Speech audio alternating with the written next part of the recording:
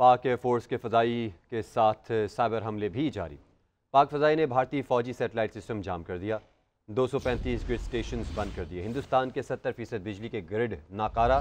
कई शहरों में ब्लैकआउट। भारतीय वज़ीर आज़म नरेंद्र मोदी और बीजेपी की वेबसाइट हैक। पाकिस्तान मुखालिफ propaganda news channel India today की वेबसाइट भी hack. Crime research investigation agency Mahanagar telecommunication company earth movers all India naval technical supervisory staff association की websites down.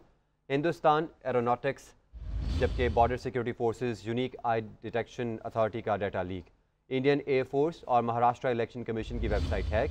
Maharashtra state electricity transmission company का system बंद। तमाम commercial और domestic metres का data भी उड़ा दिया गया। 2500 से ज़ायद सर्वेलेंस कैमरे भी हैक कर लिए गए। पाकिस्तानी साइबर हमलों के नतीजे में भारत में नेटवर्क मुकम्मल डाउन है।